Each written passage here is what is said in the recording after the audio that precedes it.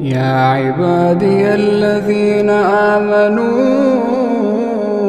إن أرضي واسعة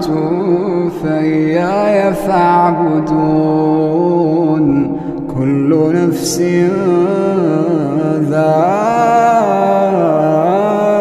ذائقة الموت كل نفس ذائقة الموت ثم إلينا ترجعون والذين آمنوا وعملوا الصالحات لنبوئنهم